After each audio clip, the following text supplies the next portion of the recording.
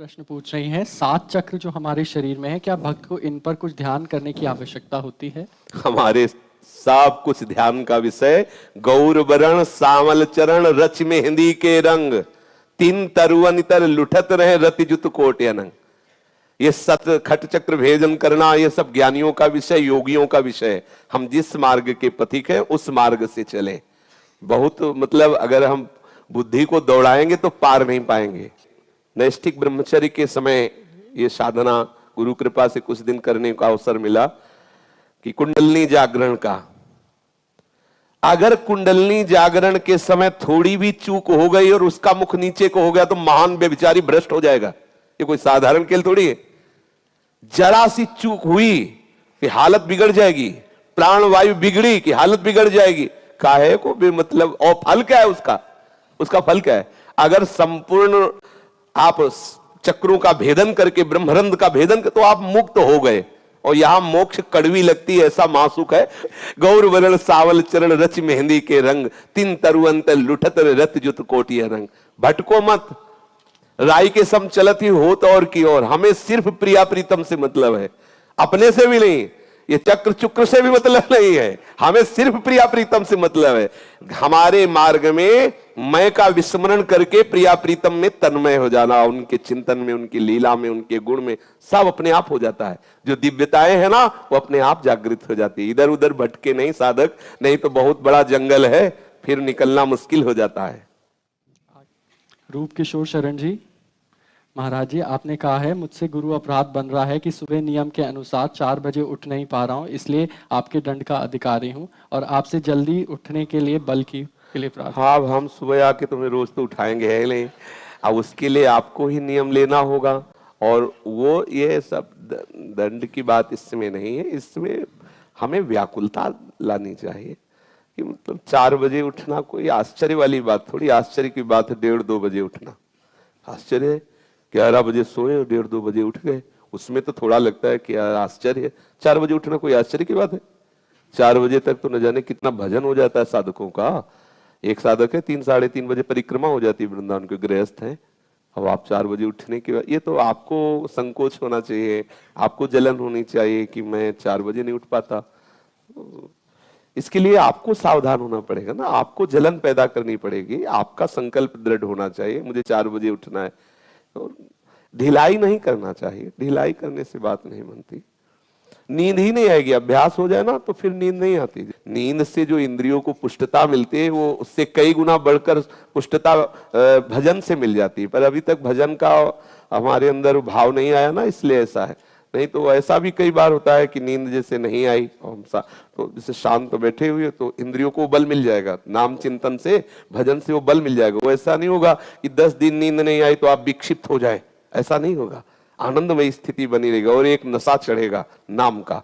तो थोड़ा समय से थोड़ा और पतले बनने की कोशिश करो, थोड़ा मोटाई बढ़ रही इसलिए नींद आती। इसका भी है, प्राण स्थूल होना, शरीर बहुत मोटा हो जाना, इससे क्या है कि नींद आदि प्रमाद आदि स्थितियां आती है। सुखाओ, कई बार भोजन पाते हो? है? हाँ, तो ब्रह्मचारी भी हो ना? ये संशय है अभी? नहीं, शर्माओ मत, अपने सब घर के हैं। महाराज जी, मैं कोशिश करता हूँ महाराज जी आपके बल से। नहीं, आपके द्वारा कोई चेष्टा नहीं होनी चाहिए। चेष्टा होना और स्वाभाविक होना, इसमें अंतर है। स्वाभाविक में कोई बंधन नहीं है। जैसे आप सो गए, आपकी कोई ऐसी लीला हो गई, इसलिए बंधन नहीं कि हमारा बंधन है कर्तृत्व और भोक्तत्व भाव। सूक्ष्मता से समझना।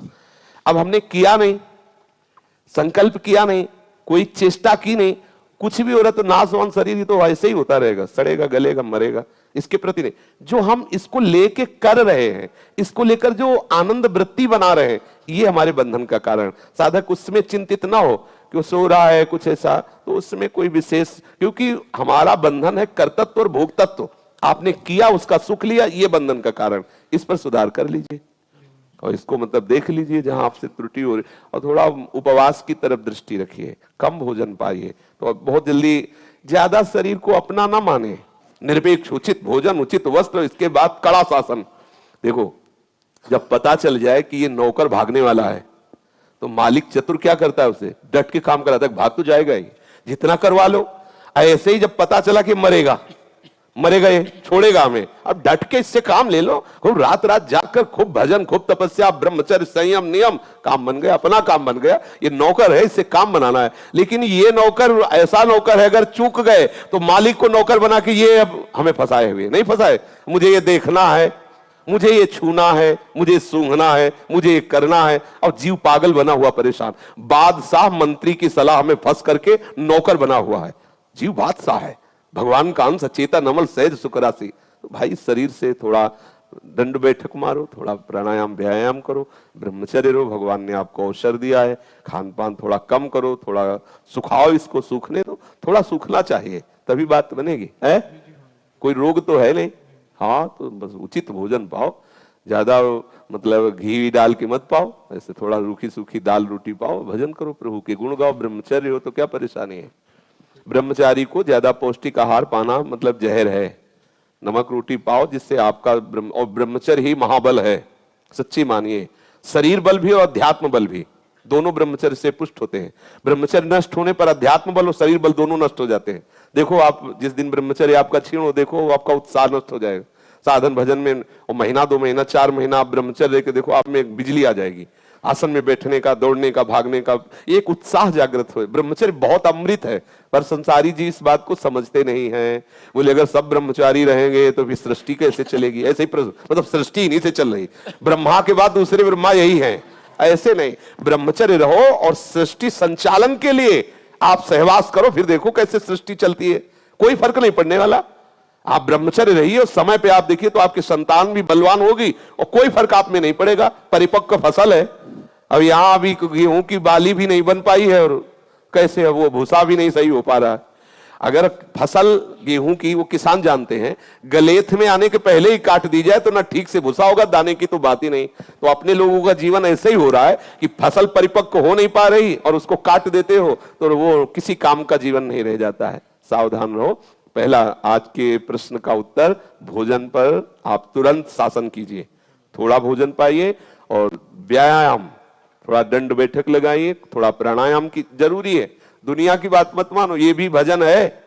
10, 15, 20 मिनट दंड बैठक लगाइए, इसके बाद 24 घंटे साधन में लगे, ये भजन है। अगर शरीर की तरफ आप थोड़ा ध्यान दे दें तो ये आपको भगवत प्राप्ति, यावत स्वस्थ मिदम गृहम कलेवरम, ये जरूरी है। शरीर को मतलब एकदम परमार्थ का पथिक एक बहादुर होता है, कोई साधारण थोड़ी होता है, तो थोड़ा ये भी होना चाहिए। थोड़ा दंड बैठक मारे, प्राणायाम व्यायाम, आधा घंटा 1 घंटा नाम जप करते हुए करे, 24 घंटे पड़े हुए खूब साधन, और वो मेहनत में नहीं गिना जाता। जैसे प्राणायाम व्यायाम है, लोग समझते हैं कि फिर हमें काम ही तो करना है, नहीं, वो अलग है, चाहे जितना कार्य हो, वो एक अलग है दिनचर्या, ये जरूर होनी चाहिए। जो साधक परमार्थ में ब्रह्मचर्य से चलना चाहता है, या जो गृहस्थ सतमार्ग में चलते हुए गृहस्थी धर्म निर्वाह करना, उसे 15-20 मिनट तो व्यायाम प्राणायाम करना ही चाहिए, जरूरी है, जरूरी। इस पर कोई ध्यान नहीं दे रहा है। अरे थोड़ा तो समझ में आना चाहिए कि हाँ भाई आप थोड़ा तो मतलब, चाहे गृहस्थ हो चाहे विरक्त, तो थोड़ा तो इसमें फिर भजन मार्ग में चलो। देखो ऋषियों को देखो, पहले लगी हुई लंगोटी है, केवल लंगोटी लगी, स्वस्थ शरीर, चाहे जितनी गर्मी सर्दी सब उससे सह रहे। समझना, ऐसे ही सही माने में परमार्थिक साधक को पहले अपने परमाणु बलवान करने चाहिए। और हम ऐसी जगह जहां लगे हैं प्रपंच आदि में, वहां हमारे वो परमाणु हमें बिगड़ने न दें, इतने हम अपने परमाणु बनाए, इतने हम ऊर्जा शक्ति, इतना हम भजन बल रखे, कोई फर्क नहीं पड़ता, कोई फर्क नहीं। अगर हम कह रहे हैं आप संयमी हो और आपको वैश्यालय में सेवा मिले कि यहां झाड़ू लगाना, यही रहना, यही गेट में खड़े होना, कोई फर्क नहीं पड़ता। आपका लक्ष्य दृढ़ होना चाहिए। इतना कमजोर परमार्थ का साधक नहीं होता कि भाई ये वो प्रपंच, यहां प्रपंच भरा, यहां का खाली कर दो, चाहे जहां चलो, कहीं प्रपंच नहीं। जो रही उत्तम प्रकृति का कर सकत कुसंग, चंदन विष व्यापत नहीं, लपटे रहत भुजंग। पक्का समझो बच्चा, अपने आप को पुष्ट करना है। थोड़ा आगे बढ़ो, भजन करो, संयम से चलो, ब्रह्मचर्य से रहो, ब्रह्मचर्य रहो, अपने आप आपके अंदर परमाणु आ जाएंगे लड़ने के। हर समय उत्साह होता है कि तुम कैसे बता, छाती मतलब जैसे बिजली नहीं दौड़ती है ऐसे दौड़ती, कौन सा विषय परास्त कर सकता है। सिंह की तरह हर समय दिल ऐसे धड़कता रहता है। हर बीमारी, हर विकार, हर प्रतिकूलता से लड़ने के लिए उत्साह रहता है। क्यों रहता है? जैसे दंड बैठक मारो, घी दूध पियो, खूब व्यायाम करो, तो तुम्हारा मन होगा।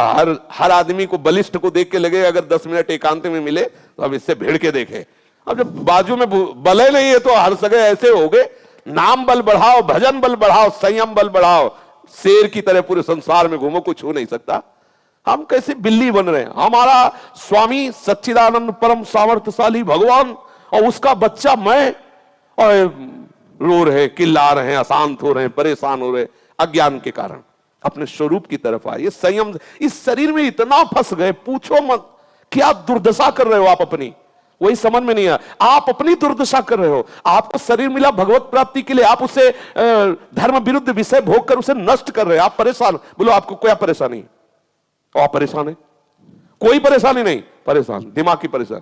देखो परेशान है, रात दिन कह रहा है हमारा मन हमको परेशान किए। अगर भजन करो तो घोर, हमें पता है कि आगे आगे क्या कदम आने वाले हैं, लेकिन आनंद है। इसका जो दुर्गति होनी वो मुझे पता है, मुझे आनंद है उस विषय में। मेरे प्रभु के द्वारा दिया हुआ हर प्रसाद मुझे स्वीकार है, क्योंकि मुझे पता है कि मुझे कभी ये छू नहीं सकते, और इसे हम अब छूने लायक नहीं है कि इस गंदगी को छुएं। ये गंदगी है, अगर इसको छुओगे तो फंस जाओगे। दूरी बना के रखो इससे, और आप दूरी बनाना जान नहीं पाए इसीलिए परेशान है। समझ जाओ, बहुत बढ़िया अवसर है। जितने से काम चल रहा है, अगर काम चल रहा है तो डट के बैठ के भजन करो, अगर नहीं चल रहा तो 8 घंटे कोई नौकरी कर लो, उससे जो अर्थ मिले माता पिता और शरीर की सेवा करो, खूब भजन, आनंदित रहो। भरोसा श्री आचार्य गुरुदेव इष्ट का तो कोई ऐसा नहीं कि हमारा परमार्थ बिगड़ जाएगा। सावधानी पूर्वक चलो, इह पर लोग सकल सुख पावत मेरी सो भैया कृष्ण गुण संचु। ठीक है, डायरी में लिखो आज के प्रवचन। मुझे कम भोजन करना है, रोज 20 मिनट व्यायाम करना है, मुझे ब्रह्मचर्य खंडन करने वाली कोई चेष्टा नहीं करनी है, मुझे हर समय नाम जप करना है, नौकरी करते हुए भी भगवत विस्मरण नहीं होने देना। अभी महात्मा बन जाओगे। महात्मा का मतलब केवल वेश से नहीं है, महात्मा का मतलब हृदय से है। अगर हृदय हमारा प्रभु के चिंतन में है तो हम महात्मा। देखो प्रभु विभीषण जी से कह रहे हैं, महामंत्री हैं विभीषण, रावण के महामंत्री हैं और वैसे भाई भी हैं, कह रहे तुम सारीखे संत प्रिय मोरे, धरऊं देह नहीं आन। विभीषण जी तुम्हारे जैसे संत ही हमें परम प्रिय है, तुम जैसे संतों के कारण ही हम अवतार धारण करते हैं। अब विचार करो, न लाल पहले, न पीला पहले, न कोई वैरागी धारण वेश धारण किए हुए महामंत्री हैं, रावण के महामंत्री, रावण के अनुज है, छोटे भाई हैं, लेकिन इतना प्रेम भगवान से कि भगवान कह रहे तुम सारीखे संत प्रिय मोरे। वो हर कोई बन सकता है, भेष से ही थोड़ी मतलब है। आप इस भेष में रहते हुए, आप गृहस्थ में रहते हुए, आप स्त्री या पुरुष जो भी शरीर उसमें रहते हुए आप सर्वतंत्र स्वतंत्र भगवान को अधीन कर सकते हो। बस इतने हम खत्म हो चुके हैं शरीर राग में कि हमारे अंदर उत्साह ही नहीं रह गया। बैठे बैठे प्रिया प्रीतम का जहां चिंतन होना चाहिए था, विषयों का चिंतन, शरीर का चिंतन, थोड़े दिन बाद डिप्रेशन में पहुंच जाएगा, दवाइयां खाएगा, नींद की गोलियां खाएगा, थोड़ी देर बाद वो काम करना बंद कर देंगी, मरणासन तक पहुंच गया जी। दुर्दशा यही तो हो रही। डायरी में लिखो, वैसे ही चलो जैसे कह रहे। 2 महीने में आपका चैप्टर बदल जाएगा। 2 महीने ठीक से ब्रह्मचर्य रहिए और ठीक से साधन की, तो आपको देखिए प्रसन्नता की लहर आने लगेगी। जब हम सतमार्ग में चलते हैं तो भगवत विधान से आनंद आने लगता है, और जब हम धर्म विरुद्ध चलते हैं तो चाहे जितने ज्ञान बघारो अंदर जलोगे, क्योंकि वो विधाता ऐसा विधान रचेगा कि आप फंसे रहोगे। आप बेमतलब अपने आप से जलोगे, दूसरा कोई जलाने वाला नहीं। और अगर अपने आप में आनंदित हो तो पूरा विश्व निंदा करे, पूरा विश्व खिलाफ हो, पूरा विश्व उसका विरोधी हो, कुछ नहीं बिगड़ने वाला। विश्वपति है हिरण्यकश्यप, 5 वर्ष का बालक प्रहलाद, क्या बिगाड़ लिया? विश्वपति है, कोई त्रिभुवन में नहीं उसके सामने खड़ा हो सके। हिरण्यकश्यप अगर कोई खड़ा हो सकता है तो सिर्फ हरि, किसी की ताकत नहीं सामने। 5 वर्ष के बालक से भयभीत हो गया, सोचने लगा कि मरेगा कैसे, मुझे लगता है मेरी मृत्यु यही बनेगा। ये देखो भगवान नाम का प्रताप। हम लोग किसके सेवक हैं? विचार कर। हमारे पास इतना बड़ा बल है नाम, हम उसको तो भूले हुए हैं।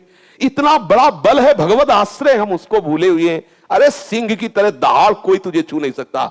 सीम की चाप सकर को तासु, बड़ रखवार रमापति जासु। छाती तान के चल अंदर से भगवत स्मरण में मगन। ये हमारी दुर्दशा क्यों हो रही है? भगवत विमुख होने के कारण। भगवत सन्मुखता में कैसे तुम्हें बताएं? ये थोड़ी कि हम आज तुम्हारे सामने बोल रहे। 13 वर्ष के थे तब से निकले, सिंगई की तरह रहे।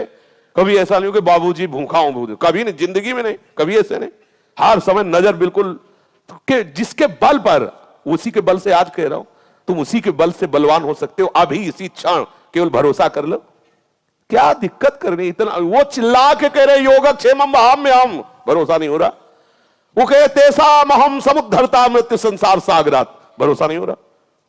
वो कह रहे नामे भक्ता प्रणश्यति, भरोसा नहीं हो रहा। क्यों नहीं हो रहा? आप अपने को प्रभु का नहीं मान रहे हो, प्रभु को अपना नहीं मान रहे हो। अब ये तो सुधारना आपको पड़ेगा। ना सुधारो तो खेल है, आउट हो, जाओ उधर माया के पक्ष में, फिर तो काम क्रोध लोभ मोह मद मत्सर ये सब पिटाई करेंगे उधर। अगर हरि आश्रित हो तो कोई छू नहीं सकता, विश्वास करो। अगर गिर फिर जाओगे तो हरि अपनी गोद में ले लेंगे। नामे भक्ता